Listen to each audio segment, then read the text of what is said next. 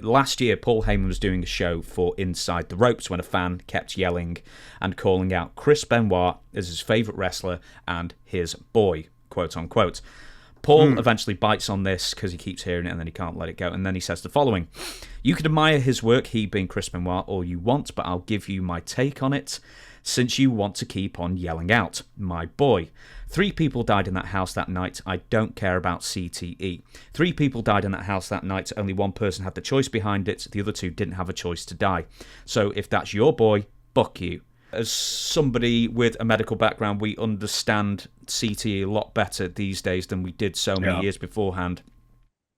Some fans out there will immediately go to, Benoit was entirely incapable of making a rational decision, and then will blame the CTE. And there's plenty of evidence to support that he did have CTE. Others will say, I think the expression was something like an 80-year-old Alzheimer's patient that his brain resembled. But then a lot of 80-year-old Alzheimer's patients don't kill either. So it's a very, very interesting... there's no answer to it, but what is your opinion on Paul's response specifically there? Paul's brilliant on the mic. Very bright guy. So there's a pretty well-known rule of the universe is like, don't go to the comedy club and try to razz the comedian because they've done this 10,000 times and they're gonna bury your ass, right? Paul, no different. And my take on Paul saying that, I agree with everything he said. Chris was a great guy that I knew when I knew him. When I remember getting the phone call from Donna Seaman, sweet lady, but good friend. She was involved in the WCW office, and she was crying when I picked the phone up. And that's how I'd learned the information. And I thought, that can't be right. I mean, there's got to be something more to this, because I had seen Chris multiple times, including having a Bowie knife pulled on him and put up in his face. And he always sat there with a little grin on his face, and he almost wanted to feel for a pulse. Nightly, the 3 of us, me, Chris, and Dean, would go out, and without fail, almost every single night, some drunk moron in the bar would come over to the table and start flapping his gums. And Chris and Dean both knew I was a hothead. And before I could react, Chris would jump right up, put his arm around the guy, and buy you a drink, and walk him away from the table. It may not have been every single night, but it was quite often that would happen. That's the Chris that I knew. And so, and I don't mean to detract in any way from the heinous acts that happened that night or that weekend. But if Chris would have called me 5 minutes before Donna called me and said, "Hey, put your kid on a plane, let him come down and visit Daniel," I'd had no reason to even think twice about it. Would have never even entered my brain. So, when you have somebody in the audience, and I agree with Paul's comment, you can admire his work because he was a phenomenal in-ring worker, and he worked hard at it. Just the little things, an Irish whip. Watch how Chris Benoit did an Irish whip. Watch how each time when he would do the flying headbutt, the perfectly stiff body, and everything, like much like Brett, because again, I think learning up in that school initially, that style of those Canadian wrestlers, like the Japanese wrestlers have hallmarks that they're phenomenal at. The Mexican wrestlers, same thing. The Canadian wrestlers, and you can see these things in Chris. I don't think any of us that knew him best had ever seen anything that would have made us think that any of that was even possible. Now, all that said, and please don't anybody try to ascribe more to this than what the words coming out of my mouth. We've all been in marriages or relationships where you're quite angry at each other for whatever reason. In my case, it was I left the underwear on the floor when I went to take a shower, stupid shit like that. But there are times in every relationship where you're at each other's throats. Thankfully, the vast majority of those end up in each walking their different way and either divorcing or going and having a drink or smoke or whatever, and come back and you start back over again. That was an aberration. And I agree with Paul that I don't prescribe it to just, it's CT, so free pass, and that's that. this is a lot more convoluted of a topic. I mean, we're talking about 3 human beings dead. And like that to me is like an, oh my effing God. Like this is like as bad as it gets, right? Unless 4. I mean, like, that's the only way to make it worse. I'm heartbroken that in that moment or those moments that weekend, as many people as Chris knew and was close with, that he didn't feel that he could pick a phone up and talk to somebody, walk outside and punch a brick wall, run his car into a tree, whatever, to let that tension out someplace else. For anybody that's been in a marriage or a close relationship like that, we've all had the time where you want to just react. And I think the CT probably is responsible for that. I don't buy that he was just this blank drone walking through his house, killing his wife and his kid and then himself and doing all these things. But there is the steroid usage that, when people hear the phrase roid rage, I'd seen it quite often in my business. Typically roid rage is you flip out over the dumbest of stuff for 2 or 3 or 4 minutes. Then you walk away almost embarrassed that you lost your temper like that. And over something that trivial. So again, hopefully not having CTE, I think it'd be impossible for me to put myself into that mindset. But I think once that bottle started tipping, like once that temper started rolling, the CT probably made it less capable for him to pull back on that. And I have no doubt that he loved Daniel unconditionally. It's foreign to me because I cannot imagine in any way, shape, or form ever hurting my boys. And the Chris that I knew, like I described earlier, you can see an incongruity there. There's something, those 2 trains are passing in the night. Those 2 things don't match up. So clearly something was off. If you'd have told me Chris would have killed his dog, I'd have been shocked by that, let alone his wife and his son. I think D. Malenko put it best when he said, anybody that knew what happened in that room is gone, or in that house is gone. And so we're always going to be left to guess. It breaks my heart that that's, a stain on Chris's legacy because he was such a great wrestler. But everything Paul said was spot on. It's one thing for a fan to be able to separate these things and say, yeah, but he's a great wrestler. Yeah, he was. And unfortunately in life, everything is like this. Like I say, the vast majority of life takes place in that gray area between the black and white. And, every one of us is capable of making a mistake. This week there's this awful video of these young kids, 17 years old, mowing this guy down and killing him and then laughing about it. What are we creating in society? I think with Chris, like the Chris that I knew, couldn't imagine it. In hindsight, now I have this image in my head also of this horrible thing happening. And Paul, again, his comment, 2 people didn't have a choice in that. And, if you want to off yourself, by all please call somebody, reach out to somebody if you ever have that feeling. But if your plan is to go out and being so mad, like the school shooter in Tennessee, right? Apparently angry because somebody in that school allegedly did something to her or him, depending, then go and shoot that guy. Don't go and shoot all these innocent kids and teachers. But again, I think you see the disconnect in the human brain. To me, the idea of killing anybody for any reason seems pretty would wreck me. Like even if it was by accident, if I wrecked a car and, somebody else died in the other car, that would just destroy me. So the idea of saying I'm just going to go out and do it to do it, or, get so angry that I'm going to kill my kid or boys or my ex-wife, it is so hard for us that knew Chris to put those things together. But in this isolated moment, like first of all, Paul's brilliant on the microphone, right? So he's not going to let some heckler throw him off what he's got to do. And because it's so obvious what's being done, he has to address it. And he addressed it the only way he could publicly. If Paul would have said, and I'm probably sure that you're going to probably get some people writing in, hey, Shane shouldn't have said that. I'm giving my honest opinion on things. None of it should have happened. but it did. And we know human beings do awful things, and sometimes inexplicably. And, for the people left behind, I can only imagine the family. But for those of us that knew him, it just doesn't fit. It would be like, Moose, as big and gregarious as he is, I'd be like saying, "Hey, did you hear Moose killed his wife and daughters today?" I'd be like, "What the hell are you talking about? What?"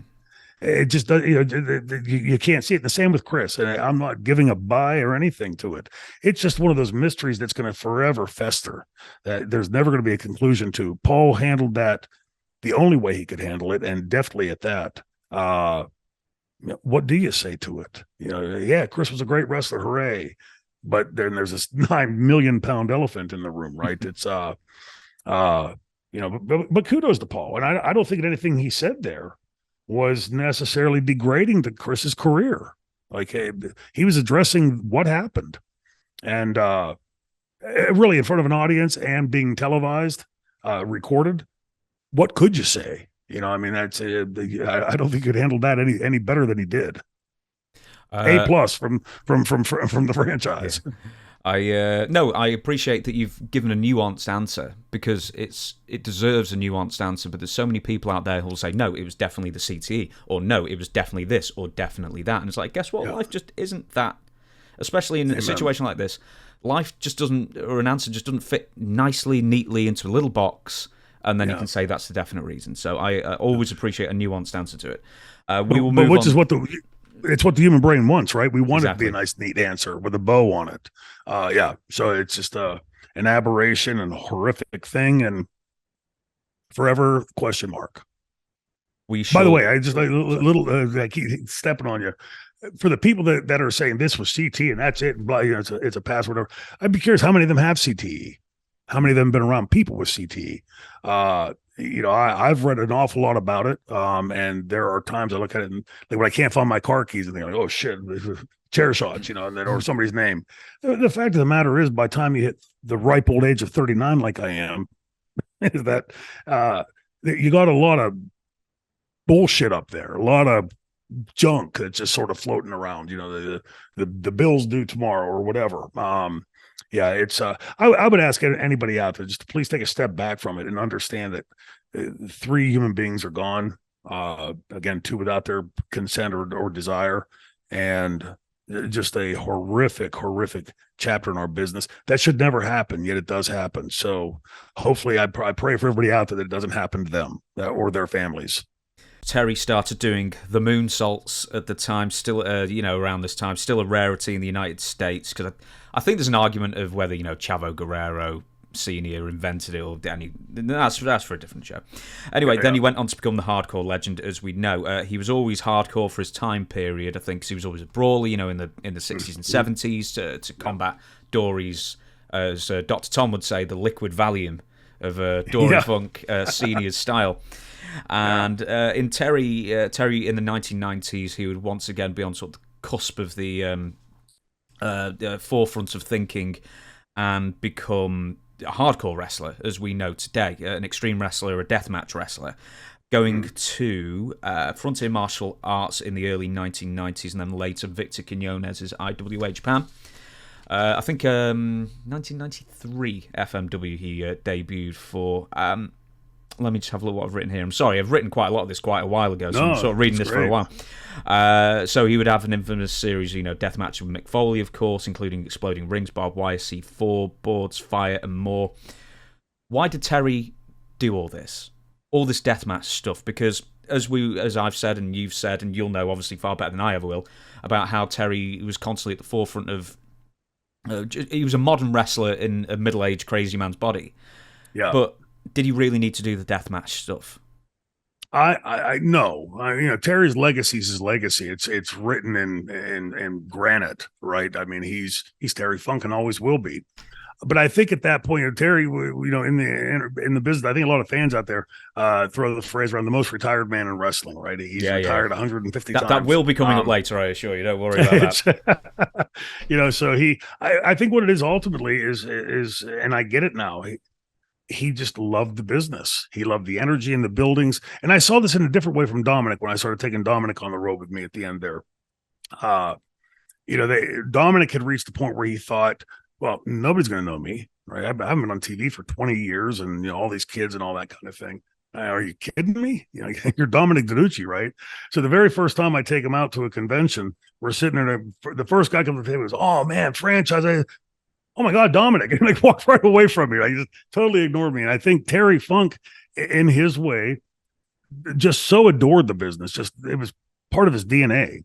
That I'm sure Dutch will tell you the same thing. Any of the boys you talk to, this is a powerful opiate. I mean, way more powerful than OxyContin and all the rest. When you get it in your blood, it is really, really hard to walk away from it. And, I think, like my litmus test of coming back was as long as I'm having fun.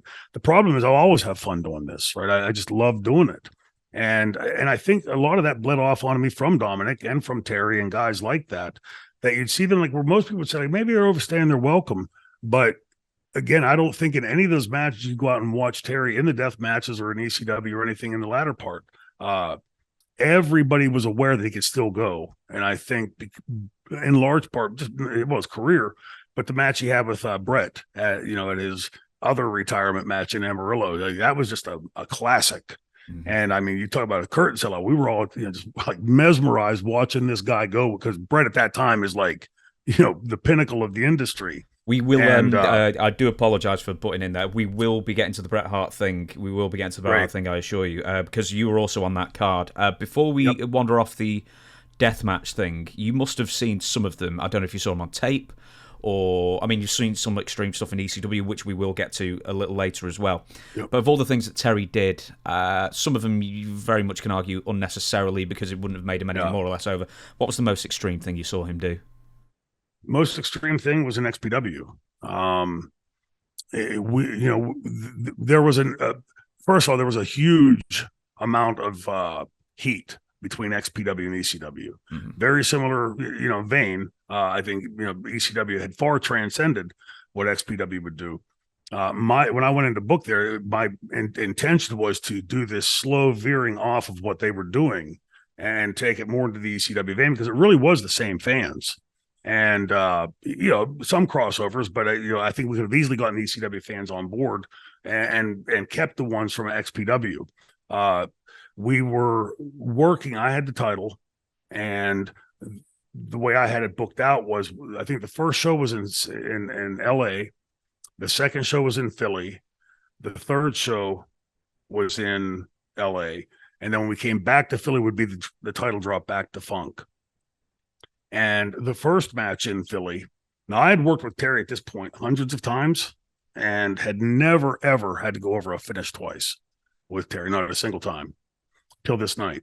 Earlier in the day, I'm at the, when I book, I take like an hour or two in the morning, afternoon, early afternoon, just to let my brain just sort of decompress before I get to the building and take it all on.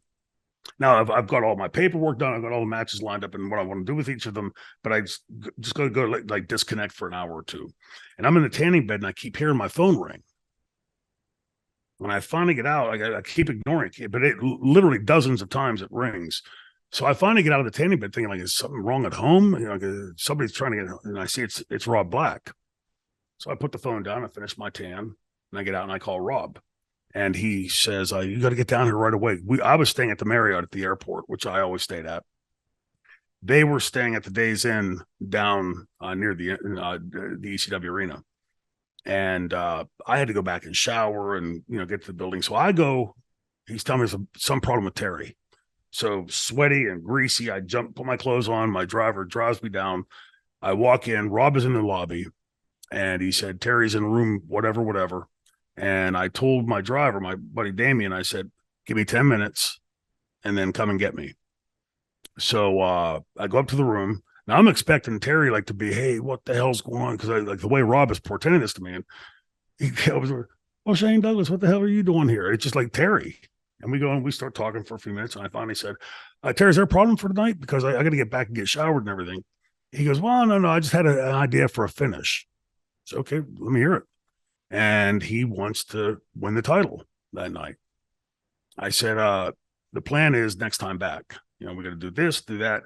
To where my thinking and booking it was, the fans, once after 3 matches, they're going to figure Shane's the champion, ain't dropping the belt. And when they least expect it, finally get it. And back in the same building. So he's telling me the spot he wants to do with Lizzie Borden, who was my valet at the time, that he wanted to pull her into the ring. She had like a cheerleader outfit on, pull her panties off, spank her bare ass. And I laughed. It was a great spot, right? ECW, that would have been perfect. The problem was we're still getting this XPW, ECW head-to-head stuff. And I said, oh, I love it, but let's save it. You know, we got to try to undo some of that tension before we get to that. And that pretty much wrapped it up. But he kept, you know, asking me about that. Wouldn't it be great if he kept bringing it up like in a nonchalant way like that. Finally, Damien came up. We leave. We go back, get to the building, and we sit down and we come up with a finish. And 20 minutes later, Terry comes up and goes, what was that finish again? I give it to him again. 10, 15 minutes later again. It's been on all day. Well, what was that finish? What was that finish again? And I'm getting nervous. I'm thinking like he's starting to lose it. He's never asked me more than once at this point. And so we had a couple setups. One was a camera, an actual camera that didn't work. And they had been out there all night, like they're shooting the show. It had a piece of red tape or orange tape on the side of it. So we knew which one it was. And we go down to the ring. Now, understand before this, Terry was always snug in the ring, especially when he would do that windmill, hit you on that bone at the base of your neck. That was no fun. But Terry was never a potato thrower. And we get down for the first 10, 15 minutes of the match. It's all Terry. I'm just rubber balling for Terry. And we go out on the floor, and he throws my head, the post, the metal post that held the roof up right at the end of the entrance. He threw me into that, but he like literally ran my face into it, like gave me no control of it, hardwayed me. So I gave him the office. And I said, that's one, sort of an inside joke. We then fight over towards the camera, and he takes the camera, instead of hitting me with the side of the camera, the flat part of the camera, hits me with the point of the camera and hardways me a second time. I gave him the office again twice, the double squeeze, and I said, that's 2, don't get to 3. And we then fought out. I would typically do this. I did my match with Raven. I did my match with Taz. We would fight out the back door, up the street, and come back in, and you would get this amazing boom explosion with the audience. So we go out the back door. Now understand, this is where the fans have been lined up all day. And so there's beer bottles and cigarette butts and junk all laying around out here. And my hand was in a cast. I'd broken my thumb. And Terry picks up this bottle full of backwash, like piss and spit. And he's hitting it against the brick wall. It's going pink, pink, pink. And the damn thing won't break. And I'm thinking, I'm already cut open twice. Like my skin's open. And I'm thinking, what the? Finally, he swings wild and it explodes. And he turns around and all I can see is like shards of glass sticking out of his hand. And he grabs me. I'm thinking, what the hell is he going to do with it? And he gouges in. I smacked it out of his hand with my cast. And I said, cut the fucking shit, Terry. And I walked up the street, fully expecting him to be with me. You know, I'm doing the drunk cell up the street. And I get to the front corner of the ECW arena. I turn around and I'm by myself. The camera, the ref, everybody's still at the back of the building. And Finnegan comes running up the referee and he goes, man, you better get back here. You better get back here right away. I said, why? He said, Terry's cut. He's cut bad. I'm thinking, how'd he get cut? Like I hadn't done anything to him yet. So I go back there and he's holding his arm. He's going, you stupid son of a bitch. What the fuck have you done? He's screaming at me. So I pound on the door because it's pitch black out here. The door opens and I throw him in, fully expecting him. There's 2 steps there to like stagger dance up them. I got to get him. First of all, I got to get to see like how bad he's cut. And secondly, I got to get him back to the ring or get the match stopped, whatever we're going to do. And when I throw him, he lays down the stairs. So the stairs are only about this wide. So I'm like sort of staggering, like walking up over him. And I can see his arms. He is cut from here to here, a straight line, like a scalpel. And it is laid open like this. I can see his, but it's not bleeding. That's the weird part. It's not bleeding. A little trickle of blood here and there, but I could see his veins and his arteries and his muscles pulsating. And, I just accepted medical school right before this, and I'm thinking, holy shit, we got to get him out of here. Like, that thing is laid wide open, and this building is filthy. So, I'm heading back to the ring, and I'm saying, let's stop the match. And he's going, no, damn it. And he's cussing me out the whole way. I throw him over the railing, and I'm like, in my head, like, stop the match, finish the match. Like, I'm panicking because of his arm. And as I'm climbing over, one of the Atlas guys was right near me, but I didn't see any fans close by. And as I'm climbing over, I feel like a real hard kick up near my balls.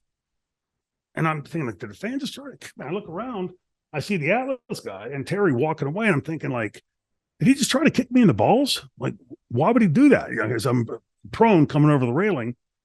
So I get back. He rolls in post left. I roll in post right.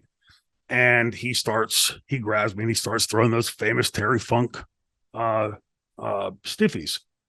And like, every second or third one was pretty live. And so I couldn't tell, like, is he trying to throw a working punch and can't because he's cut so badly? Or is he trying to throw a potato and he can't because he's cut so badly? So I took a bump to feed for a kick. And I thought, if he taters me with a kick, I'm going to take him down and break his leg. And because at this point, I think he's gone rogue, right? So he goes down, he kicks me 3 or 4 times, perfect kicks. So I lay there selling, bleeding already. And I look up, no Terry. Where'd he go? He's gone over outside the ring. He grabs Lizzie, pulls Lizzie in, and I'm screaming, no. He reaches up, pulls them off, and I was pissed. And you could hear some of the fans like rumbling, and I go over to get him, and he turns around and he starts throwing punches, and he puts the panties over my head. And I'm screaming at him, like, cut this shit now. Let's get the match home. And we finish the match. And, of course, Lizzie and I take off first because I'm pissed, and Lizzie comes with me. But the first thing I said in the dressing room, this can be verified by everybody in the dressing room. I walk in the door and I said, I need a clean towel. I need a clean towel for Terry. And Vic Grimes reaches in his bag and he throws it across the room, and I grab it and I turn, and Terry's coming in. And I'm thinking of his arm. There's nothing else in my arm. I'm mad about the panties. I'm mad about this, and I'm mad about that. I'm concerned because he's cut badly. And I haven't had time to assess, like, how did he get cut? That was irrelevant. He's hurt. So I turn around with a towel like this, and he comes from back behind and smacks me right on the ear hard. And I looked back at him. I said, Terry, you better cut the shit. And he reaches back and smacks me a second time. I said, throw another one. I'm going to whoop your ass. I'm confused. I'm concerned about him. Now I'm confused. Like, where are these taters coming from? And he thinks about it for a second, and he brings his hand back and he starts to swing. And I threw with the cast, aiming right for his temple. I was aiming to hurt him. As I did, Cody Michaels stepped in and pushed Lizzie Borden in, so I had to throw wide to not hit them. Now Atlas is grabbing me. Everybody's pulling us apart, pulling him across the room, and now they've built a wall between me and Terry. And Terry is sitting over against the wall talking to the doctor, but he's yelling out, Shane Douglas stabbed me. Shane Douglas stabbed me. Now, in this dressing room, you've got a bunch of guys from XPW that have no idea about me. And the legend and the aura that we had built around that character, throwing Gary down with the head, the halo and everything, I think a lot of those guys weren't quite sure how to take me. And, very different people, dressing room and ring. But he keeps saying this. So I finally get through, and I'm telling him to stand up. He won't stand up. So I grab his head and I slammed his head into the wall. I said, stand the fuck up. And the doctor said to me, touch my patient again, I'll have you arrested. Now security circles me and pushes me back, and the entire dressing room's mouths are hanging open. And except Rob Black. Rob Black thinks that this is some kind of an inside angle that we're playing. And I'm livid at this point. I had literally lost my mind. Now over the fact that he's telling everybody I stabbed him, and the fact that he's hurt, and the fact that he did the panty spot, and the fact that the match went a different way. There were just so many things that was all swirling in my head. And even the next day at the airport, Rob Black's going, come on, man, come on. And I kept telling him, dude, I swear to you on my kid. I swear to you on my wife. I swear to you on my mother and father. There's no angle going on here. Candido would later call me and say, do you think Terry was working an inside angle? Most likely, yeah. The problem with that was, I had never, ever once dropped the ball with Terry. Never failed to live up to anything we had done. Of anybody in that building that Terry wouldn't have had to pull an inside angle with. You typically do that when you're working with a greener kid or somebody that's not quite sure, and you don't think their reaction is going to be what you need to get. And it's supposed to be extremely rarely used. And so that at the moment hearing that didn't sit to me. It didn't make sense that he would have had to try to do that with me. But then later, when he started working with Jasmine St. Clair's promoter, I think he was still working with him at this time. In Pennsylvania, you had a bond. You had to have a bond with the state, a license and bond. It was a $5,000 bond. You weren't allowed to gig. And if you gigged, they would take your $5,000 bond. Essentially, you're losing $5,000. And in hindsight, my guess would be, is that what it was? Like, he was going to stop us from running. We had sold the building out every time we were there. And same thing in LA. We were starting to roll up. My guess is that was Terry's business way of sort of, trying to get rid of XPW and which, again, you'd have to see if he'd ever spoken publicly on, commented on that. I have no idea. I've never heard any comment on it. But it was so left field to me from everything that we had done successfully in ECW. And then to do this, and it took that whole match. Like, we were on par to deliver, a classic in that arena, classic that they would have expected from the franchise and Terry Funk. And then suddenly just veered off into this wild, crazy thing. And for a long time after that, I think for the duration of my booking in XPW, there were especially younger kids were like, really like, if I'd go to talk to them about like, hey, okay, this is what I need to do tonight. There would be this like, okay, yeah, like there was like this trepidation there. And and that was hard to overcome with it. I mean, ultimately, that would fold in on itself based on things that they had done in XPW, the XPW side of the equation. But with Terry and I didn't speak. I think the first time I spoke to him after that was for the Hardcore Homecoming in 2005. And I knew that Candido was still tight with him, and I knew that that Mick was tight with him. And I would say to them when I would see him, tell Terry to give me a call. I wasn't going to call him. That was the onus was on his side of it. And when we did meet that night in the arena, 4 or 5 years later, he just sort of put it on the table as, let's just put that shit behind us and go on. So let's not talk about that and just move on. So I never really had any resolution from Terry on that. For me, I knew that in doing that show, the performer in me wanted to say, fuck Terry Funk, but if you're going to have a hardcore homecoming, you must have Terry Funk there, right? I mean, that's just a necessity. And thankfully we did. And, I had it there. And he and I never spoke again past that about that incident. So again, I'd be curious to see like if he ever made any public comments on it. And if so, what those were. Well, everybody, if you can let us know if you find anything, then send it into the show. I don't know how you're going to send it into the show. I haven't given you an email or anything, but we'll figure that out. Just very, very quickly, Shane, I just want to pick up one thing. He had a great big cut on his arm. From you telling the story, it seemed like it came from the bottle, and he did it to himself. Is that what you're presuming? Yes. There was a camera that later caught it. Smiley, who was the editor at XPW, would call me up later, weeks later, and say, I got something to show you. And as I take the gouge from the bottle and smack it out of his hand and start walking away, you see very quickly as he's turning, just a real quick sliver. That's one, again, I mean, like, man, talk about commitment to the art. That was not, a little gig or whatever. I mean, to cut yourself, especially in a building this filthy like that could have easily become infected, could have easily lost that arm based on that.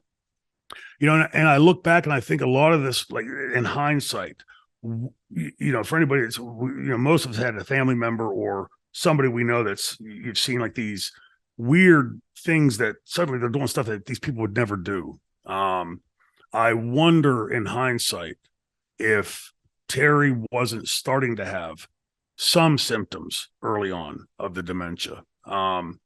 He didn't seem that way in any way in talking with him, but this was so left field from him. I mean, like I had, Terry again was committed to his art, but I could not imagine cutting yourself that severely. I mean, that was a major, major cut. And again, in that, the stories are renowned. The building had raw sewage coming out of the bathrooms, cockroaches and rats and filth everywhere.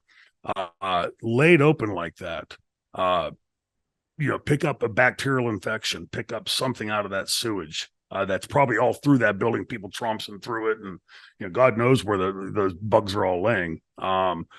It could have been catastrophic, and it could have been very incredibly damaging to XPW. To lose a $5,000 bond could have, it would have stopped us running Pennsylvania for sure. Mm-hmm. So there's a lot of those things to it. Again, if anybody out there has heard any of Terry's comments publicly on that, I'd be very interested because I've never ever heard. And we just got back on track. We just sort of like Terry asked, put it in a box, left it behind, and moved on. And I think in my head, I'd always assumed that at some point, like we had that discussion, and then it just reached a point where so many years after you think like, why bring it up? You're not going to get any kind of real resolution to it anyway. So just one of those, it's the only negative story I can ever tell about Terry.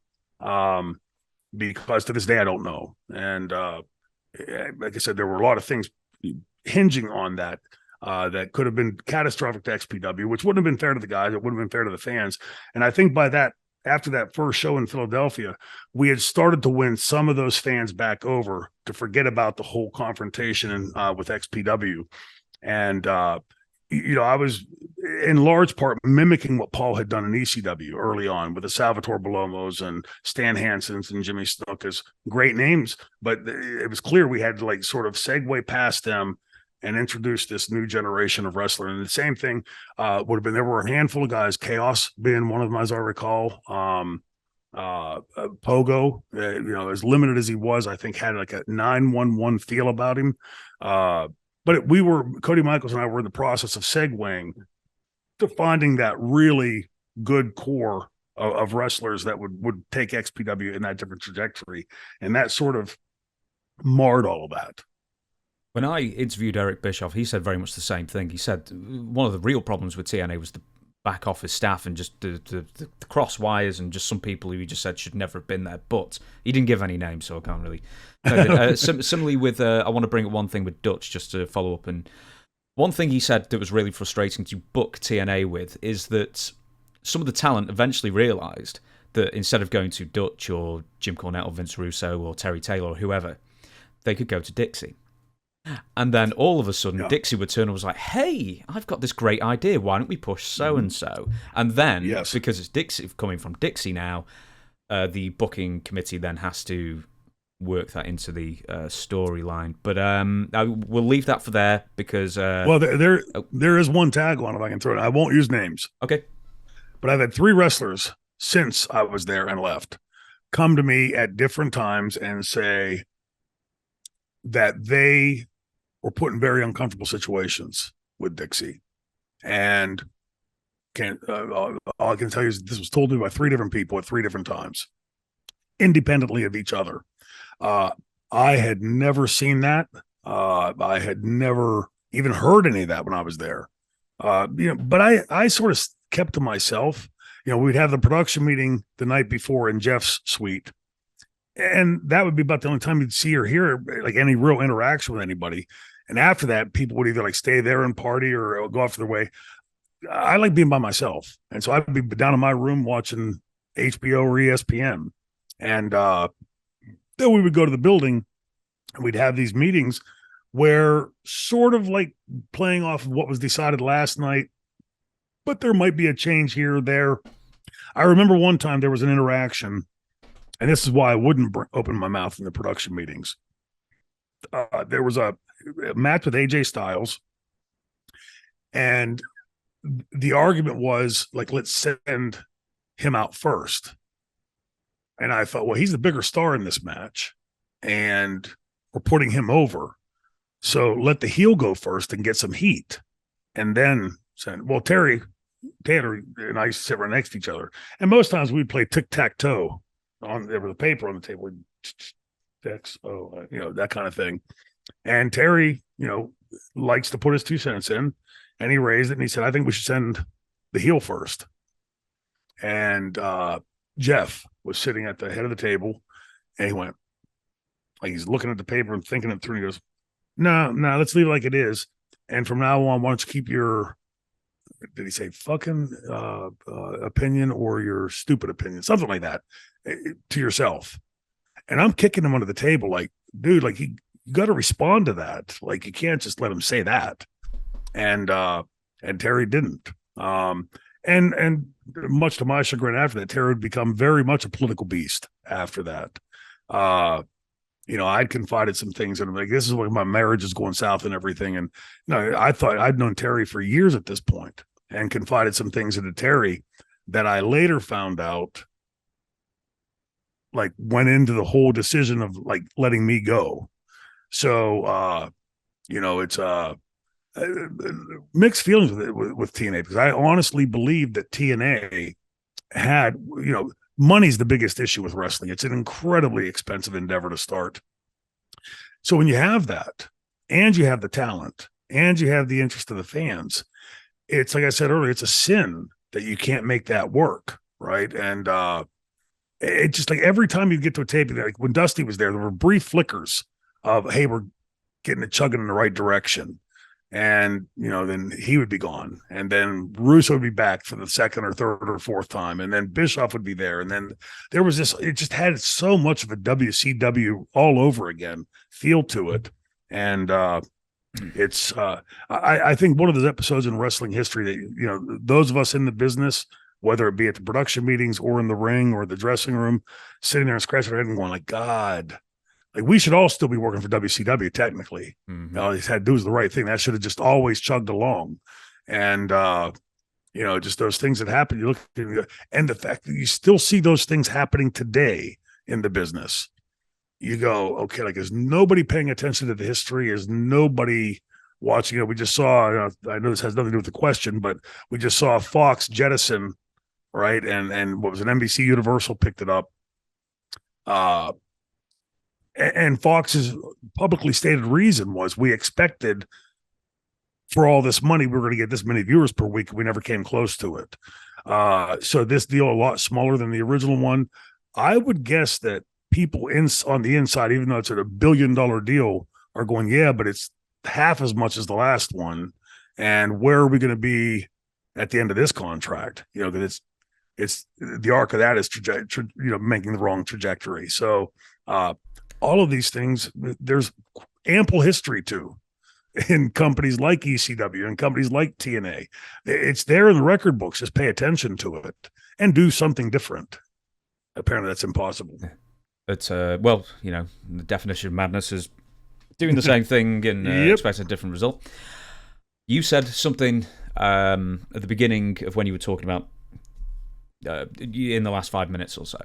And you said... droning on. No, 3 wrestlers came to you and said the same thing, that that Dixie Carter put them in an uncomfortable position. I don't think I said Dixie. I said we're put in uncomfortable situations. I'm sorry. Okay, so exactly what did you say? Because I've already misquoted you there. And exactly what do you mean? Three wrestlers at different times, independently of each other, had come to me and told me that they were put into very uncomfortable situations. Like situations that were tantamount to sexual harassment. If you don't have a choice in the decision of this, I'll do this or I'll do that, or I won't do this or do that. To me, that's the very definition of sexual harassment. My power, my job, I can derail yours if you don't do this for me. Mm-hmm. These are all male. So fans can male. Yes. Yes. So the fans, and there's, again, a lot of information out there on this. The fans can put those pieces together as they want. Bill Goldberg, calls Vince McMahon a naughty, naughty word. So I'm going to give you the full quote and you tell me. It seems quite tame when I read it out in this sense, but you tell me if Vince deserves this.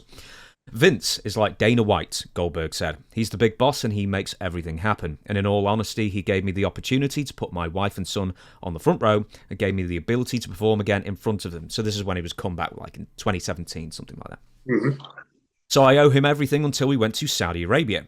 And he asked me to put Roman Reigns over and I had COVID. I remember calling him from my house and said, listen, here is the deal. I'll do it if you give me a retirement match. I did what Vince asked. As a performer, I was 56 years old. As a human being, you're conscious about how you look in a bathing suit. Especially 2 months prior to being in that bathing suit, you couldn't work out because you had COVID. I put myself in a horribly shitty situation to get what I wanted to. Is misprinted where I wanted to. But to satiate him and give him what he wanted. Problem is, he never held up his end of the bargain. Vince is a piece of shit as far as I'm concerned. Well, there you go. Well, I'm surprised a bit because Bill rarely talks that way. Like when he's speaking publicly about somebody, he's really polite. But I think he puts that in context quite well, right? A guy that's the whole character was based off of body. Suddenly you're putting yourself out there at a point where you probably shouldn't be. But the part about Vince not reciprocating the deal, big shocker. I mean, how many you can just take that segment out and plug that into like 99% of the other interviews that people doing about Vince. My thinking on Vince is like when I saw the stuff from Endeavor, and you and I had spoken the last time we recorded, is I was surprised they cut him loose that quickly. My belief in this, people that I've spoken to, is that everybody's of the belief that something is going to come of this FBI investigation. It's without getting into the politics and stuff, the FBI is sort of like way out on the limb over here right now with the public sentiment. And, where the world is and the stuff that we know. Like when I found out that, after Vince had allegedly paid the money back, basically stealing from the company and then paying it back, it's good the money's back in the company. That makes the ledger right, but you stole from a publicly traded company, so it's not so easy to wipe that away, allegedly. Do you think that the FBI, the federal government, is interested in Vince because of the NDAs he signed or because of business impropriety in one way or another? Part of the NDAs, probably the fact that there's a relationship with a certain other former president, probably all the above. But I think the biggest part is, certainly equal to all of those things, is when he won the case, the steroid trial. If you recall, he comes out on the front steps, takes the neck brace off because he didn't need to put on airs anymore for the court, and then says, quote, "I'm Vincent fucking McMahon." You don't poke the federal government there that way. Like I always tell people, understanding government and teaching it. People come and they have careers and they retire and they move on. So it's not just so easy because if that person is the person that should have gotten you and didn't, they're gonna, as this young kid James comes in and say, "Hey, here's a file I want to keep an eye on." Right, and 30 years from now, you're going to pass that file on to somebody. Just take the high road. If you're for the federal government was like 97% of its cases. If you're one of those fortunate 3%, take that as a gimme, as a gift from Santa Claus or somebody upstairs, and take the high road and move on. So I'd say this is probably a little bit of all the NDAs, the stolen money, even though paid back allegedly, the NDAs, and certainly playing into this to some degree somewhere is an FBI that was a little bit butthurt from not winning that case, and Vince rubbing their nose in it. But the people that I'm speaking to are of the school belief that something will be coming of that. I'm a big fan of Bill Goldberg. A lot of people watching, or some people really aren't. But horses for courses and that kind of thing. I really, really think a lot of Bill. I've never had the pleasure of talking to him. You've spent a good nearly 2 years in WCW with him. I'm sure you talked to him and wrestled him, in fact, many times. From what you know about Bill, does he take the business too personally? Because he seems to really, even in his late 50s now, something that happens in the wrestling business, it really seems to get him right in the heart, and he has a he can't, in the sense of, when you say take the high road, I'm not saying take the high road, but he can't ignore it. He has to, he takes it personally. Bill's a great guy. I have nothing but good things to say about Bill. When I wrestled him one time, and we were in the ring one time together there, he came to me and, said, what do you got a couple ideas? And he starts to open up on those ideas, and he stopped himself and he said, I'm sorry, I'm talking to Shane Douglas. He said, I'll just listen to you. Something along those lines. And so I really respected that. Bill, my take on Bill is two things here, I think, that need to play in. Bill is very much a hard on sleeve type of guy. He does take things personally. And I think the reason he does is because everything he does is to the umpteenth degree. He wants to be as good at that as he can be. He came into our business quite late. I guess the story goes after Kevin had seen him bouncing somewhere, Kevin Nash. And when you come into those dressing rooms, I don't care how big and tough and physically imposing you are. When you're young in that dressing room, you're very well aware, unless you're delusional, of what you don't know. When you're watching these other guys go out there and have these easy, what seemingly was really, really easy matches, effortless looking, and so I think he was always trying to live up to that. He'd come from this great football career, and coming into the dressing room where he's really not well versed at all in. I always found Bill to be incredibly respectful, personable, never off-putting or nose in the air type. So I have nothing bad to say about him. The fact that he said that, I think he did, newsflash, promoters lie, and promoters named Vince McMahon lie proficiently. I'm surprised that he's saying it out loud, because it's sort of like we chuckle at it when we hear that, because it's almost quaint, right? That he expected him to live up to it. But yeah, I think that's probably why Bill went public, and he realized, I like how he thanked Vince and said, "Hey, you gave me the opportunity to wrestle in front of my son and my wife." And then lowers the boom, a lot more tactfully than other people I know would do it, right? But yeah, I've got nothing but good things to say about Bill, and I know that a lot of people, fans in our business, have certain opinions, and people in the business have certain opinions. I've never had cause to say anything bad about Bill. I've always found him to be professional, respectful, polite, personable. So it's just sort of funny, like, for me to hear the Bill that I know. If you'd have told me what person and gave me a list of 10 names said this, Bill would probably been the last person I picked on that list. But yeah, it's again, it's a little sad epitaph here. The fact that we hear this so often, when I first started going public with stuff like that, people were like, "Oh, you're get your balls cut." I don't care. I've always tried to speak truthfully to stuff. And, for better for look, if you dislike me because I say the truth, then sorry, I don't know what to tell you. In my business, there's far too many guys that come out. "Oh, he's a great guy. What do you call him? He's a fantastic guy. He's a great guy." And then something happens. Then they go, "Oh, there was the famous story about at least infamous in Pittsburgh, Mark Madden, who had been a big Ric Flair fan, right? Nate, called Nate this, Nate that." I said, "Look, Mark, I'm not telling you who to have be friends with, whatever. I'm just telling you, he will stab you in the back the first chance he needs to." And, "Oh, no, not Nate, not Nate." Well, then we had that whole falling out, right? It took 30 years, but it came out. Leopards can't change their spots. Zebras don't change their stripes. And it's common. But now, after all these years, you hear this repeatedly from people, right? Both about Flair and now about Vince. And I don't think that's just can't all be sour grapes, right? There's this litany, almost routine thing that happens, and then you hear the stories.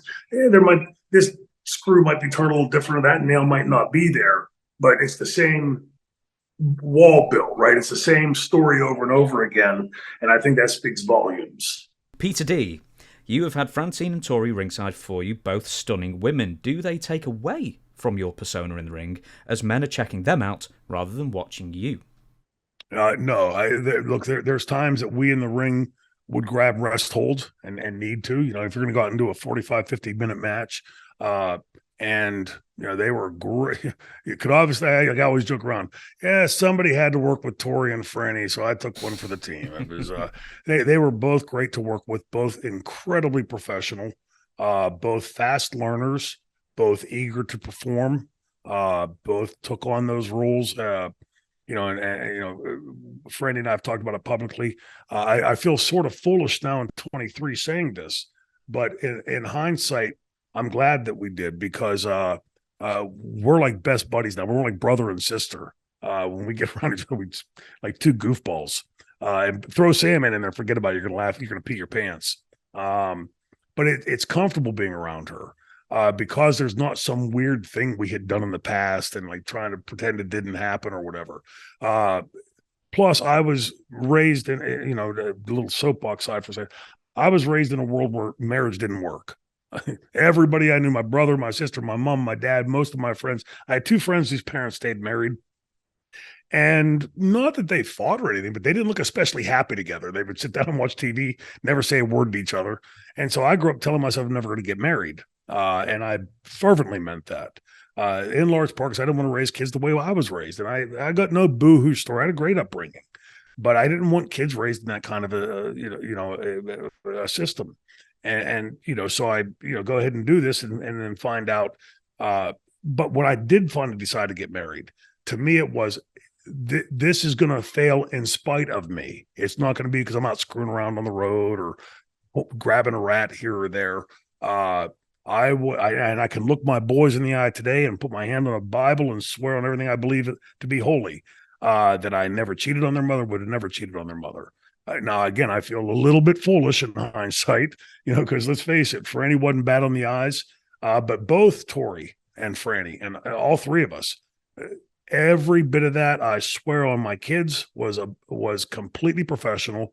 And there's times when I feel stupid saying that, but I'm so glad it is, because I see Tori rarely, and when we do, it's always great. Franny and I we talk to each other 20 times a week on the phone, either by text or straight by voice. And I'm glad for that, because it's not weird or odd at all. It's just hanging out with buds, and I count her as a good friend. I count Tori as a good friend, although I don't see her very often. And I'm glad that we took that approach to it, because it would make it sort of weird today, I think. What makes a good valet and what makes a bad valet?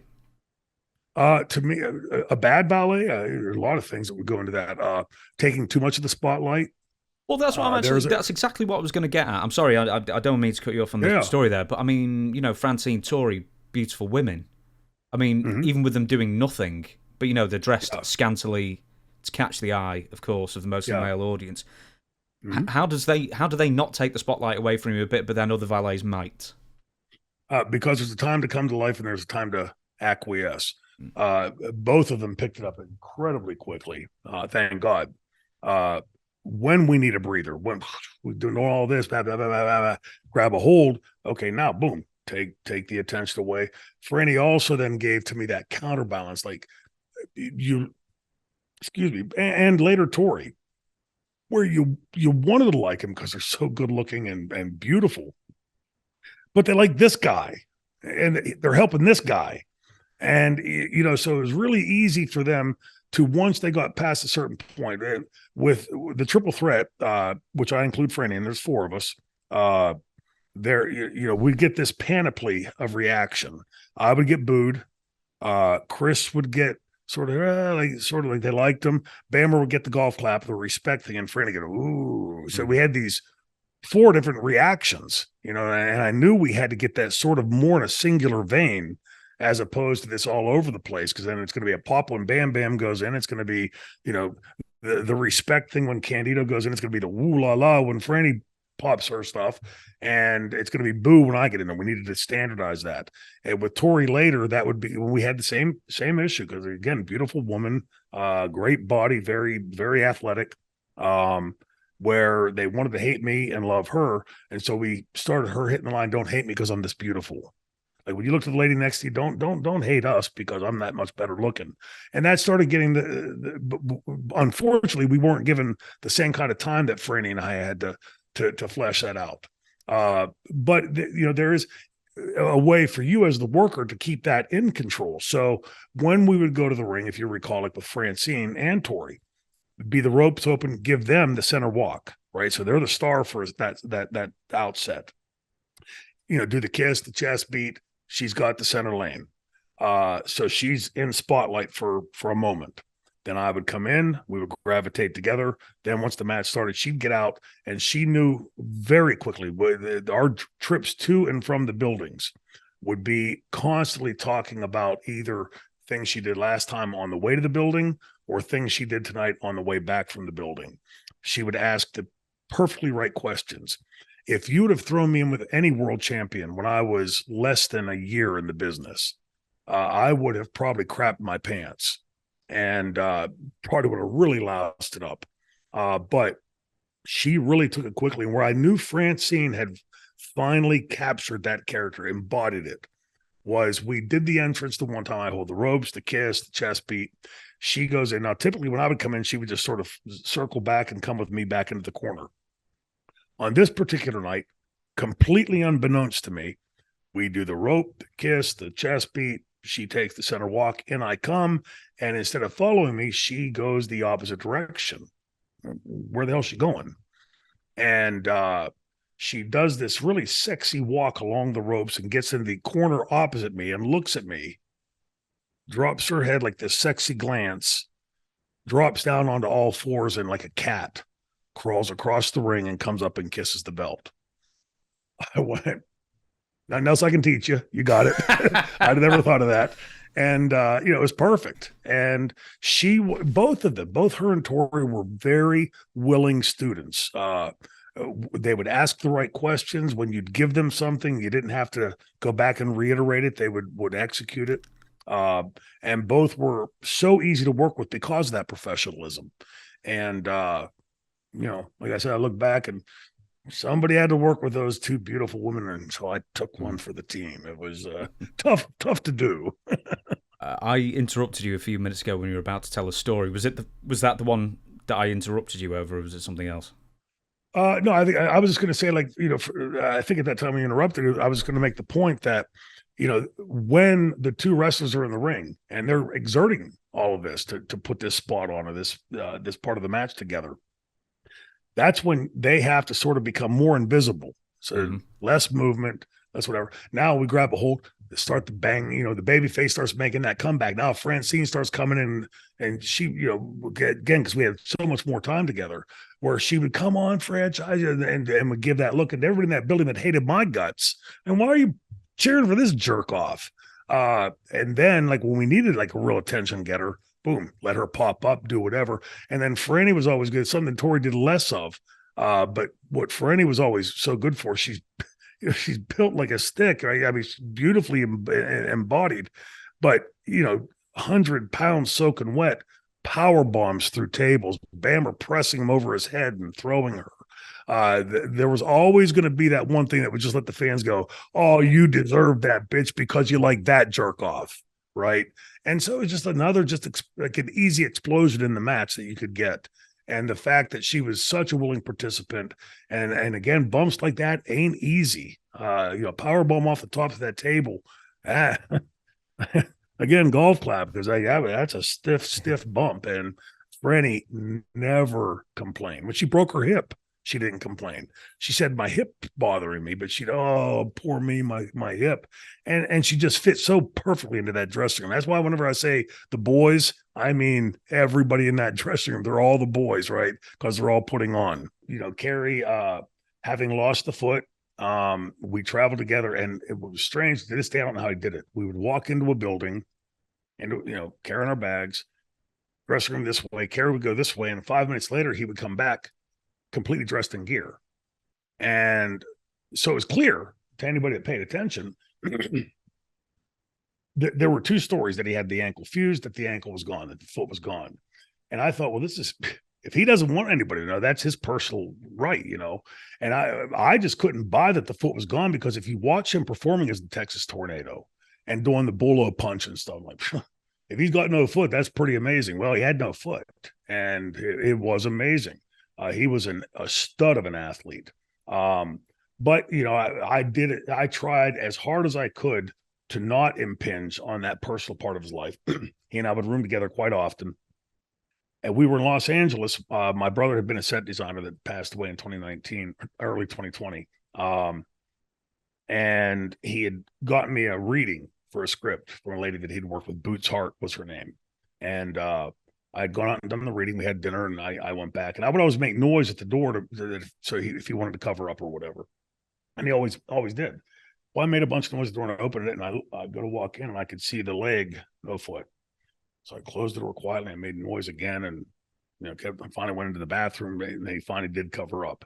I don't say that to embarrass him in any way. I say it to like really put him on a pedestal, because again, go back and watch him performing as Kerry Von Erich. This is before all these new prosthetics that came up because of the Gulf War, and the War on Terror, and these new amazing prosthetics that these people have. And you go back and watch, basically with a prosthetic foot with a slip-on sleeve, and watch Kerry perform, and see if you could see him missing a step anywhere, or really struggling to get there. He was an amazing, and I'm sure they will hit on that in the movie. But I'm definitely gonna go see the movie, because I'm eager to see what they do with it, what liberties they do take. I'm sure they will take some, but overall, I think it's the story, even aside from the tragedy, of a family who stepped into professional wrestling, had their father as the stepping stone into the business, and even in spite of all this tragedy, still left that big of a mark on the business. And that again, that ain't easy to do. The rumor that I was heard as a fan regarding Kerry's foot was that he'd injured it in a motorcycle accident, had surgery on it, and then someone had bet him that he couldn't walk across the dressing room, and then he tried it, and that's when the absolute serious damage was done. Is that what you heard? Is there any truth to that? Yes, it wasn't a motorcycle; it was a quad. Sorry, and he was out riding around, and was coming up a real steep hill, I believe, on their property, and somebody had called the police, I guess, and for whatever reason. And again, my understanding was it was on their own property. And when he got to the peak of the hill, he saw the cop cruiser sitting there, and he just instinctively tried to turn. Well, his ankle got caught in between, and the foot peg went through his ankle and just completely shattered the ankle. And he would later tell me that the addiction that he followed up with that would lead ultimately to his suicide was, he said, you don't realize how much of a shock absorber your foot is. And so every step he would take, even with the prosthetic foot, it would go into his ankle or his lower leg, into his knee, into his hip, into his back. And each one of those, was just pain. And, he had gotten busted for writing bad scripts. And they obviously, the family was well known in Dallas, and the judge told him, warned him prior to that, if I see him here again, and saw him in there again, and he told him to go home, get his affairs in order. And Kerry went and took the other way out. And, I remember that, really, when I heard that, it really jarred me because of the conversations that he and I had in the car. But you put a 44 Magnum to your chest, that ain't a cry for help. You're serious about leaving. And so again, I hope the movie, even if it touches on the tragedy and brings it into it, I hope it really does get into the type of people they were. Because again, as little as I'd met Kevin because our careers didn't really intersect much. Kevin was really quiet compared to the other ones, as far as I was concerned. But you could always seem like a really good guy. There's guys in our business, I'm sure a lot would say about me that, some of us are assholes, and I always saw Kevin like that. And I love Kerry. Kerry was just a great guy. So I hope I'm sure the movie will, dip into all that, but I'll definitely be in the theater with my popcorn catching it for sure. Barely Legal should have actually aired originally in late 1996. But Wade Keller, whatever business it was of his, alerted Request TV to an incident that happened in late 1996 that actually put off all the pay-per-view providers. Do you remember what that incident was? God, I was hoping it could come in the form of a question. Was it the branding incident with Todd and Todd? with Terry and Mick? No, I believe, or what I've read, is it was the mass transit incident. Oh, yes. And that absolutely pushed back the pay-per-view. This is when Paul then had to start doing, goodwill tours to all the pay-per-view providers to try and get them to change their mind. Yeah. So what a perfect time to talk about the mass transit incident then. From beginning to end, what do you remember? It was called Erich Kulas. For some reason, I've written no information on it. So Erich Kulas turns up and from beginning to end, what happens? Well, in this rare instance in ECW lore, I play an integral role to this because I was there. Taz, me, and Paul were sitting at a card table in the Wonderland, which was a dog race venue, and we would have the shows in the where the fans could sit inside and air conditioning and stuff, and we'd set up in a hallway there. They had a big opening area like where the concession stands and things were. Excuse me, and we had to take the ceiling tiles and things out. Me and Taz were sitting there talking with Paul. Paul had a little card table that he would set up and doing his booking and things for the show that night. And I remember Erich Kulas walking in with one of the be careful here, right? Having had Dylan on my show a couple weeks ago, and he's fine with it. But a midget wrestler, a little person wrestler, right? That had come in with, and for the life of me, I'm so sorry, I cannot remember what his name was. But I remember him saying, and Taz around this time got up and walked away. He wasn't the midget wrestler, by the way, was he? Taz. Erich Kulas? No, Taz. Oh, Taz. Oh, no. Boy, brother, you're going to have heat. Sorry, dude. No, and Erich stood there very quietly. And the guy that he'd come with had said to Paul, "Can you get my guy on the show?" And Paul turned to Erich Kulas and asked him a couple questions. "How long have you been training?" He said 2 years. He said, "Who trained you?" He said, "Killer Kowalski." He asked him if he'd ever bladed, and he said yes. Paul then said, I only have one opening on the show. It's against New Jack. You can have it if you want it. And he said yes. Now, at this point, I was around. I can't separate from like what I actually heard with my ears. But I do recall hearing the conversations about it. New Jack saying to him, "Don't worry, I'll cut you." I don't know if I heard that with my own ears, but I do know that I heard Erich Kulas say he was willing to blade at that show. And Paul had also asked him his age, and he said 19. So, he's a big, heavy kid. So it was really hard to tell, this kid was what he said. And it wasn't typical in a dressing room when you'd walk in and say, "Hey, I'm Shane Douglas. I'd like to wrestle for you today. Do you have an ID?" Right. It just wasn't something you did. And, so he accepted the match. And I was now back preparing for my match. And as I recall, it was me and Tammy, Francine, and Candido in one of the dressing rooms all the way at the end of the hall. And I hear this hustle bustle going on, like something's clearly wrong. A lot of times that would happen in ECW. You assume that there might be a riot or something going on. So we all ran out, and there's this mayhem and screaming, and the screaming is coming from the father. My son, I mean, like really, really frantic. And then I look on the monitor, and there is just a puddle of blood in the ring. And I'm confused, like what in the hell happened here? And their ambulance is taking the kid out, and they got compresses on his head, and his dad's moaning and wailing, and it's just mass confusion. And then the follow-up on the story, of course, comes through just the years of hearing the story being retold, that he had gone into a depression and subsequently died at some point after that. An awful thing. And I think the fans know enough out there that whenever I say these things, I'm not saying these things to protect or convict Paul Heyman.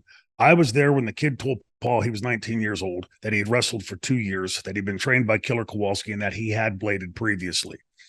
So what goes on from there, for the fans out there that may not understand the dynamics in a wrestling dressing room, if you and I are wrestling tonight and I say to you, "Hey, do you feel comfortable doing A, B, or C?"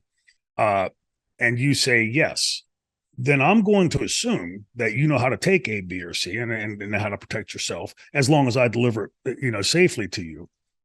And of course, there's so many rooms for margins of error. You're sweaty, tired, blown up, something in the ring gives. There's a million different variables that can go into that. But where the mistake was made, like I said earlier about Davey Haskins, watching him let somebody else cut him. Never let somebody else cut you in this business. And if you don't feel comfortable doing it yourself, then don't do it. Obviously, New Jack cut too far. Now, I've heard New Jack's take on the story, and full disclosure, Jack and I were friends. But New Jack, there was a mystique, a mythical side of New Jack that Jerome, would play on. And I think, he said later he would say he tried to kill the kid and glorify it. That was building his image. Certainly a tactless thing, but I think clearly in the case that Jack cutting obviously too far, too deeply, but that in and of itself should not be. I don't want to say it's not dangerous. I mean, you cut into an artery, obviously that's dangerous. But when you have medical attention there, and we did, and you're being tended to, and you're taken to the hospital, that's a fairly mundane repair to sew up an artery and and close the kid up and everything. I don't for a second suggest that Erich deserved what happened to him, but when you come into wrestling, like we all understand, for every action, equal or greater reaction. You have responsibilities to your actions. When you go into a dressing room like ECW, and by this time, ECW's image was fairly renowned. It wasn't like you walked in and holy crap, I had no idea this is what ECW was. When you go in there and misrepresent something, there are repercussions to that. And I don't suggest that Erich deserved what happened to him. But it's to go in and what blew me away was the father was not there at the table earlier in the night. He was, I don't know if they wouldn't let him in the dressing room or if he was somewhere else in the dressing room area. But when I saw him there afterwards, I mean, I'm a father, so I can obviously imagine my son being in this position and how stressful and awful that must have been. But I also wouldn't let my kid walk into a wrestling dressing room by himself and representing things that may or may not be true. But that was one of those things. And in some macabre way, I think that lent to the ECW image, as crazy as that sounds. There was this, and still is in some places, this image of ECW that permeates that somehow we were just a bit crazier, a bit more dangerous, whatever. Fact be is ECW was as safe as any place else, at least from my point of view on it. We did push the envelope, and when I say we had others in the company that would push the envelope, the swinging scaffolds, and I watched on Barely Legal, Dick take his choke slam off the crow's nest from Tommy Dreamer. Those are hard bumps to take, and in any one of them, something catastrophic could happen. The fact that it didn't more often happen in ECW, I think, to me is more the bigger wow factor. That there weren't more people seriously injured in ECW because of the way they pushed the envelope. But I think again that's more to the testament of how safe the wrestlers were being while they were executing this stuff. Yesterday, as we record this is being recorded on a Saturday, Vince McMahon resigned from WWE and more specifically the TKO board. Yeah. And there's a lot to say about this. Would you like to start off, or would you like me to give you all the latest news first to react to? Yeah, let's get the latest, because I was traveling yesterday, when it first started breaking, it was almost hourly. There were new points coming out, and then I was driving all day yesterday. So I'm sure there's probably been at least a few things that have come out that I hadn't had a chance to catch up on yet. So bring me up to speed, please. Okay. The lawyer for the lady in question, Janelle Grant, was on a legal podcast, essentially. She didn't really add much to it, and luckily I didn't write down any of the quotes for that. But the latest news is about 10 hours from when we record this. Vince McMahon has resigned. Nick Khan of WWE and TKO said, "I wanted to inform you that Vince McMahon has tendered his resignation from his positions as TKO Executive Chairman and on the board of TKO Directors.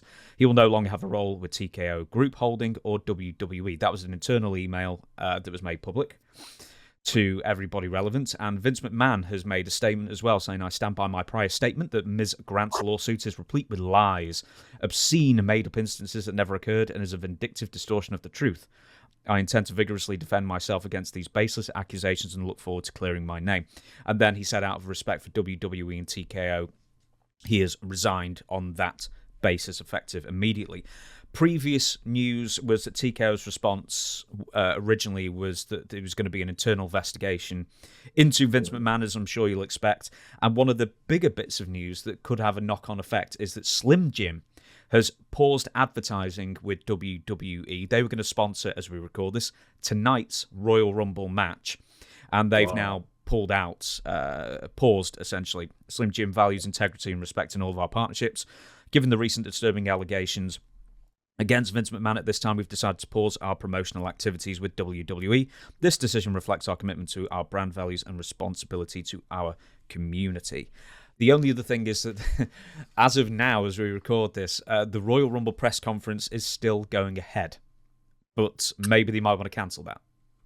Yeah, I could very well. Well, first of all, I did know all of that except the Slim Jim part. So that's the part that popped in after I was on the road. I'm just sitting here wondering, as you were saying that, with this recently announced $5 billion deal with Netflix, that was my first curiosity that popped into my head when I heard this, is like, this deal's pending. Never read one sentence of it. Was told it had a 5-year an out clause after 5 years. Yep. So, I'd be curious to know, again, not being an attorney, because this is the kind of stuff, like, if it's validated, if it turns out, because let's phrase with allegations, right? These are all allegations at this point. Being a constitutional guy here in America, everybody is presumed innocent until proven guilty. And, let's assume on both sides of the fence, let's assume the girl's not telling the truth. And this is going to, clearly has already done some damage to that brand. Now, how quickly they can bounce back, and let's assume that Vince did it. The girl's right. This is the kind of thing that, as we know in this world today, destroys people's lives. So this is, like I said, the other day I was talking to a friend of mine, and I said, with just how big this is. And at one point, I don't know what it is now, but a few years ago, WWE was the 6th most recognizable brand on the planet. So this is going to catch eyeballs all over the world. Vince McMahon is a worldwide figure because of WWE, and certainly not going to be on par as far as import as, like I said, the OJ trial. But this is probably going to be the closest equivalent that kids that were born after that are going to see. It's just a fascinating thing, and I'll just muse for 1 second on my soapbox. We've talked about this before. I've talked about it in multiple other shows and interviews. When you are in a bubble, it's very easy to lose sight of what the reality of the world around you is. And I'm not saying this as my nod of approval to it, but in wrestling, we live in a bubble, especially in a company as big as the WWE. And some of those people take that to meaning things like we can do pretty much whatever we want, and we're going to be protected. And there's plenty of stories out there, and I'm sure many of them accurate, as to the examples of that from guys in the business. Vince McMahon has entered that rarefied, stratified portion of the human population that very, very, very few people in history have ever breathed that air. You could see how something like that, as successful as he's been, as powerful as he's been, that you could have a sense of entitlement and impervious, because this fiefdom called the WWE is my kingdom, and I can do whatever I want here. And nobody it's like the people in the interview room that day doing the vignettes that had just said my way was better. Vince came in and suddenly his way was better. So, the employees there have a very, I don't know if it's something that goes out in a memo or if it's just, acknowledged that whatever Vince says goes. And, so just the opportunity when you have that kind of money to put layer upon layer upon layer upon layer of protection and alibi or whatever else. That said, there are certain things about Vince that I'm hearing from friends of mine. I never knew Vince quite that well, but about being a clean freak, so the defecation thing in his office seems like if you're a clean freak, I don't think you'd want to have, feces floating around your office. But again, who knows what goes through people's heads. And I just wrapping up with this. It's going to make a hell of an interesting year or two, whatever it's going to take for this to go on, because this is going to take on, with all the nuances of quote unquote sports entertainment, this is going to take on its own life. You can already see the memes writing themselves, right? I mean, it's going to be. I've been sent quite a few, I must say. With, but you know what? You mentioned two things there, like Bill Cosby, Sure. Harvey Weinstein. Donald Trump has had a lot of accusations. He just lost a big defamation suit as well, in fact, yesterday as we record this. Some people who sort of rise to the top have fame, fortune, a sense of entitlement. And it seems with Vince, because there are so many... when they say there's no smoke without fire kind of thing. I mean, I really don't like that saying because it's not fair sometimes to say that. But with Vince, there are so many NDAs, there are so many accusations, there are so many rumors going around him. You can't see the fire for the smoke. There's just decades of accusations, and there's nearly $20 million out just in NDAs of the women who allegedly were assaulted, because we always have to say allegedly, we always have to qualify that, and rightly so. That how many more are there out there? Will more women have the courage to, assuming all this happened, of course, come out and share their stories as well? And my guess would be yes. I mean, and again, no inside information, but a leopard doesn't change his spots and a tiger doesn't change his stripes, right? So if you've done it once and gotten away with it, and I think underscoring this as just like sort of the bedrock to all of this, in support of what you're saying, is that we already now know that Vince was basically stealing money from the company to pay a lot of these people off. So his character's already impugned. And, it's, when I see the mea culpa, I look forward to doing that. I mean, that's just standard, boilerplate comment of what you have to say in a situation like this. But yeah, it's, it surprises me that here we are, 3, 4, 5, 6 years after this whole Me Too movement starts, and leveled that a lot of that playing field.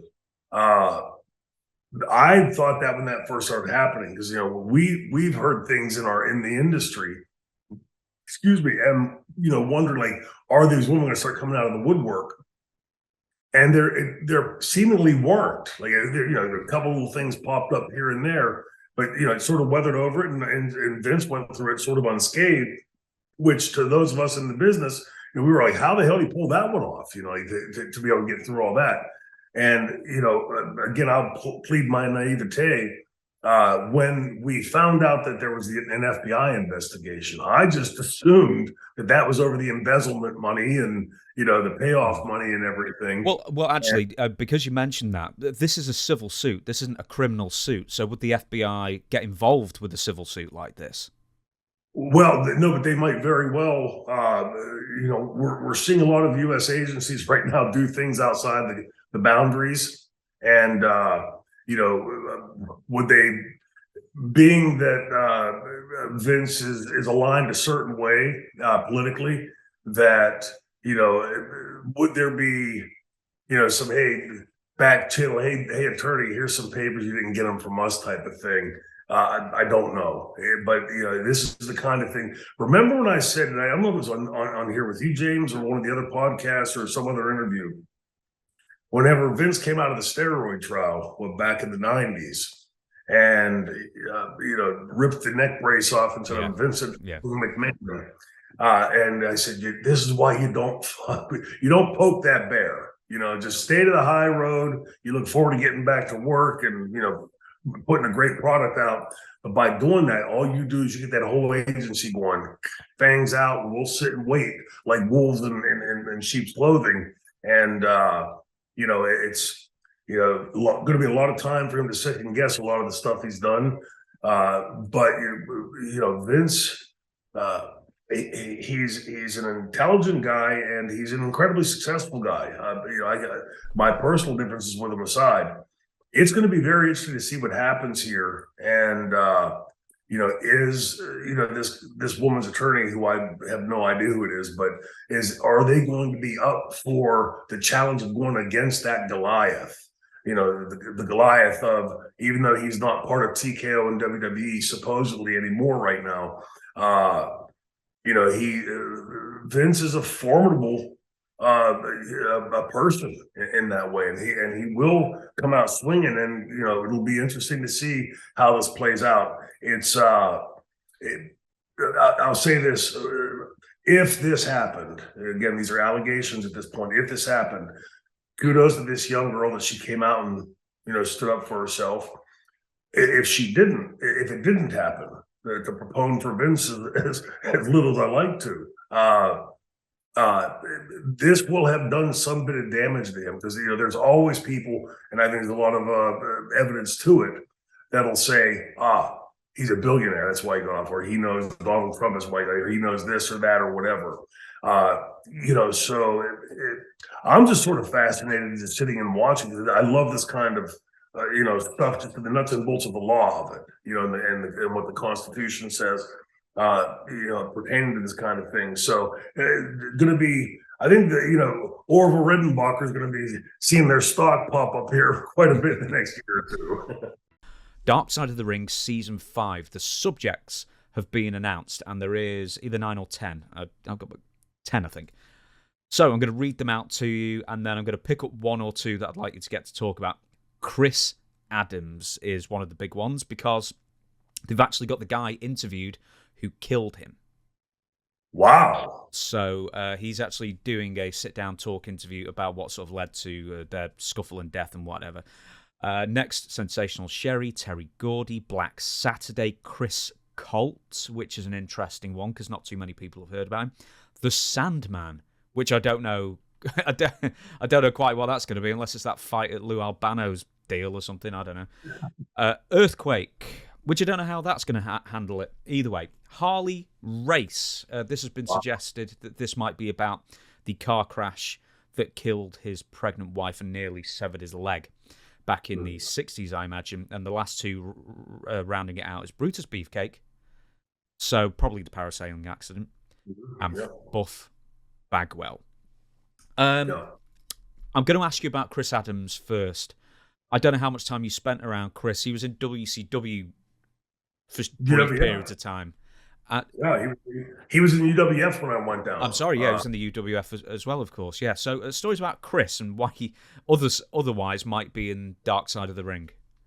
Yeah, well, we just use the phrase hothead, right? He had this 0 to 600 temper that would blow quite often.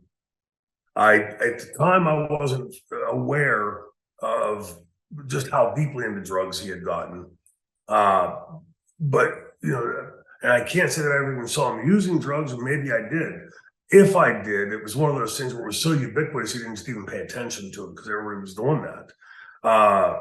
We were in a car one time, we being Davey Haskins was driving, my first partner, Ron Simmons, who, anybody that knows Ron, I just love Ron. Ron's just a good dude. The UWF was a driving territory, sometimes 10,000 miles a week. And, crammed into this car, we all have shit tons of bags because we're on the road forever. And, Ron's got the front seat because he's the biggest of all of us. And, we all have bags behind us on our laps. Ron's got bags under his legs. And we're driving to northern Alabama. or Louisiana, Northern Louisiana, Jackson, or Mississippi, Jackson, Mississippi. And it's from where we were the night before, I think Baton Rouge. It's a long drive, 7, 8, 9 hours. It's a good long drive.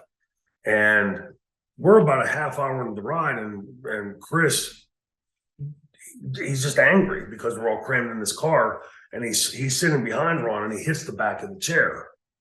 And Ron, being Ron, goes, like, calm down, Chris. None of us are comfortable. You've got a long drive ahead of us.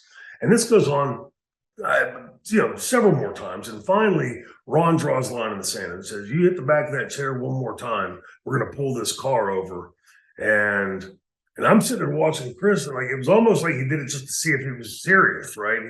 He did it again. Ron looked at Dave, he goes, pull this car over. And he got out. He wouldn't fight Ron, but Ron threw all of his stuff out on the side of the road, and we drove away. That was the last I ever saw Chris Adams. He never made the building that night, and I never saw him again after that. And it wasn't immediately after, but within the next year and a half, I guess. What year did he die? Was it around 2000? I don't have that information, but it was around 2000. Okay, so it would have been some time later. But when I remember hearing it and thinking to myself, the circumstances surrounding it, it didn't shock me because, let's face it, Ron's a big guy, very easygoing guy, but he's certainly not somebody who wanted to keep poking to test. And, and then the lurid details of all the drug use and everything that started coming out. Chris had like a lot of the other great English wrestlers, right? Had a certain pedigree to him, just because of the accent and the style that he had learned over there and brought to America with him. He had far preceded a lot of the other guys, Fit Finleys and a lot of those guys that had come over later and took it to a different level. But Chris was one of the first that I remember coming and being so overtly British, and that had an effect. And let's face it, a good-looking guy, but when he turned into the heel role, it was almost like that was like the real him. You started seeing this wasn't just the character he was playing out in front of the cameras. It was almost in a sense like how Brian Pillman did the loose cannon thing, right? Like just always on, always in character. I always thought it was a shame because Chris, was a darn good worker in the ring. And even at that time, like I said, years before I even heard anything about the drug use, it seemed to me that he was so self-destructive. Like he would do these things that would get himself in trouble, knock down the card, suspended for a month, these types of things. It was just this constant tripping himself up, tripping up his own career. And, but I do remember the one thing, I guess on a positive note, when I first met him, he was one of the guys that Bill Watts had sent to Pittsburgh to run the shows that Dominic had run, where we ultimately had met Eddie Gilbert and Terry Ted and all the guys. Chris was on that loop, and he always had an instant camera with him. And he was always taking pictures of the buildings and the dressing rooms. And I remember thinking to myself, we're in dressing rooms every night. We're in buildings every night. And he said, because now this will help me remember. So he has the visual. And I look back now and I'm thinking to myself, boy, I wish maybe I had not necessarily taken a picture of every single building and everything, but it's all now just a blur to memory because you didn't take time to catalog any of that. So, he was the first, and I think the only person I ever saw do that. And I'm sure somewhere there's probably a lot of, interesting and probably a lot of dull pictures laying around somewhere. This was one of the biggest pieces of news of the last month or so, but it's quite old news as we're recording this now, is that Tammy Sytch was sentenced to 17.6 years. And because she's in Florida, she must do at least 85% of her time before she's eligible for parole, and I'm sure everybody knows the story. I'm going to very quickly just rattle through it because, I mean, I've read it so many times before, but March 2022, Tammy Sytch, almost 4 times over the legal limit for blood alcohol, crashed a sedan in a high-rate speed into Julian Lasseter 75's car, Daytona Beach, kills him, injures 3 people in the car in front of Julian Lasseter's car as well. I believe she was driving. I think she gave the excuse something to do with she was getting ingredients for tacos or something like that. Anyway, that was the excuse she gave. She ends up getting arrested quite a few weeks afterwards, and then she gets her bail revoked on May 13th. And what else should I add? Yes, so did you see any of the actual judgment itself? Because it was all live streamed. Yes, in fact, you can imagine that my phone started, going crazy. Everybody, hey, you're watching this, and everything you said is the way I understand it. I don't want to in any way give anybody to misunderstand what I'm saying. I'm not giving Tammy a get out of jail free card, but this in the business that we were in, where people get sort of this bubble wrap put around them by the business. Hey, you can go ahead and do whatever you want. And how many times I've talked about this 10,000 times. How many times I was always the last guy to take the piss test because everybody had my piss in Visine bottles to be able to pass the test. Just those sorts of things that somehow we get treated differently in many respects. I think in Tammy's case, that didn't serve well. The young girl that I'd first met in ECW, I was aware of Tammy and had met her, like to say hello, but to get to know her in ECW along with Chris. Very intelligent young lady.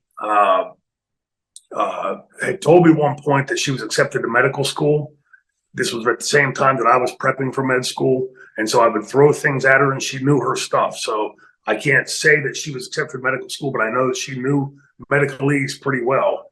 Medicalese can get sort of daunting for lay people. She was pretty crisp with it. All had a fairly good head on her shoulders, understood the business pretty well, seemed to be very much a level-headed girl.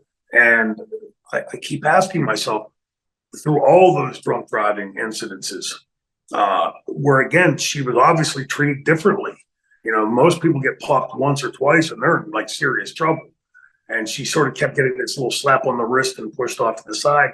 And again, that doesn't make it okay.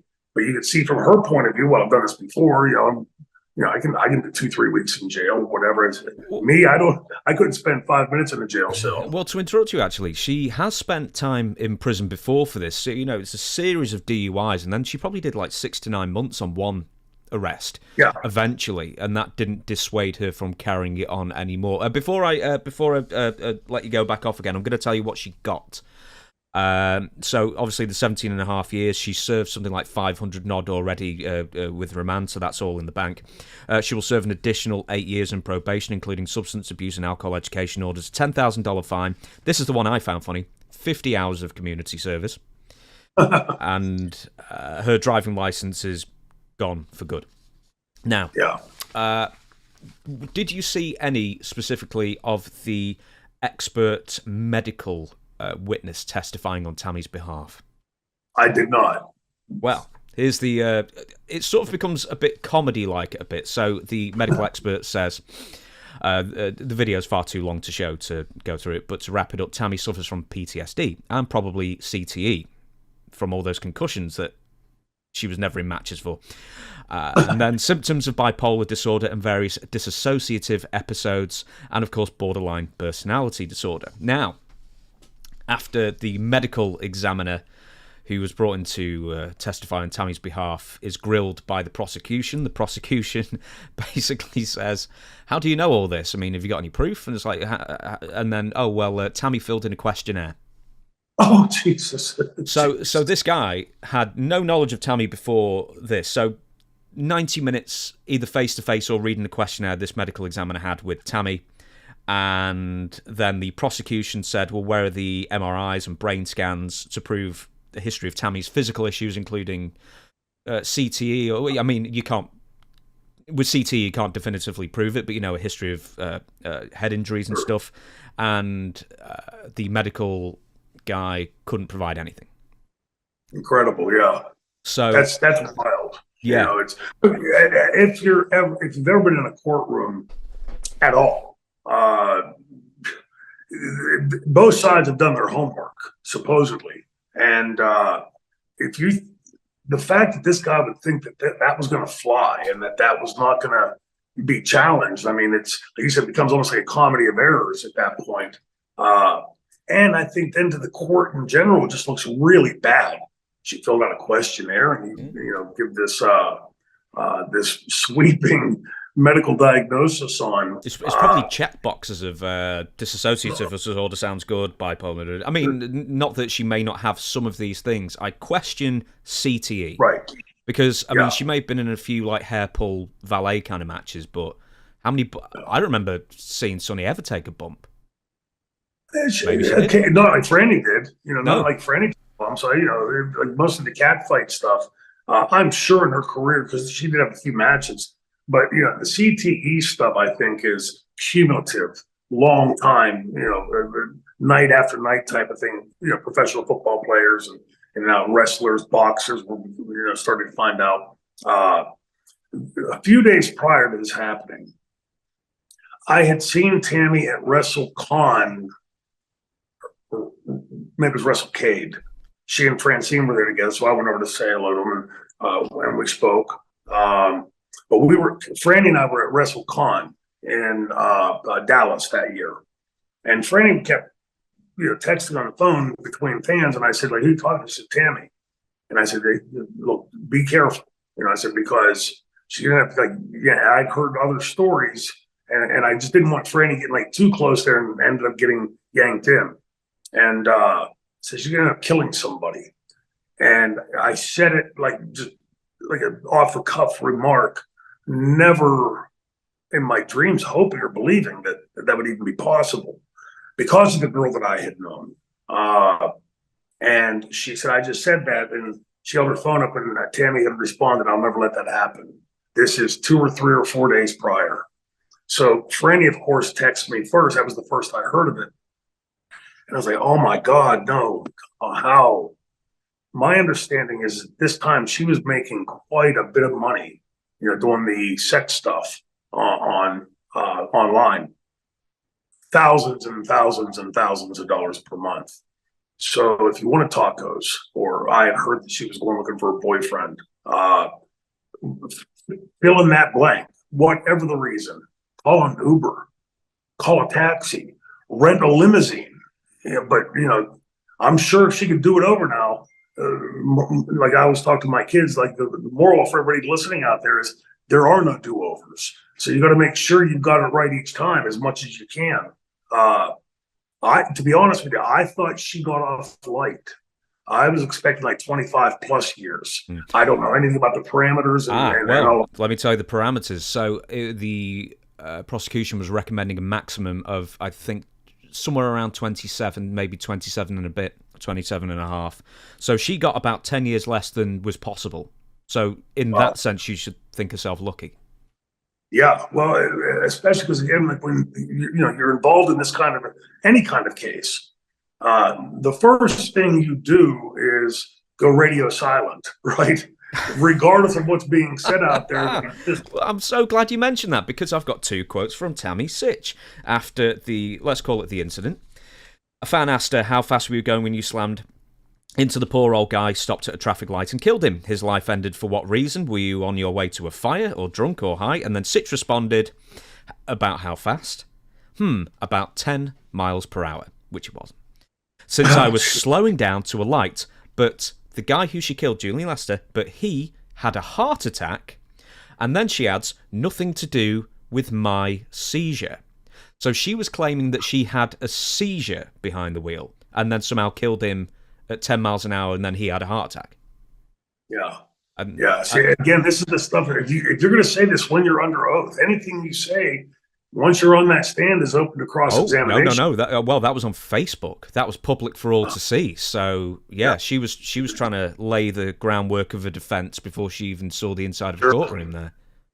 Yeah. Well, my understanding too is that from the mutual friend that she was online a day or two after like MFing people that were burying her online. I'm so glad you mentioned that.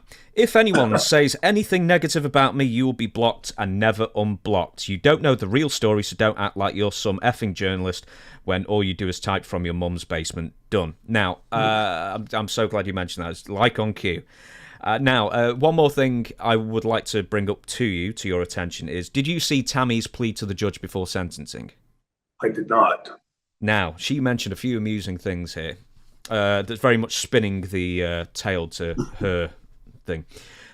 Now, Tammy's statement was focused mostly on herself, her woe is me life. I mean, I'm sure I mentioned somewhere, it's like, them beautiful white women, they just have it so difficult, don't they?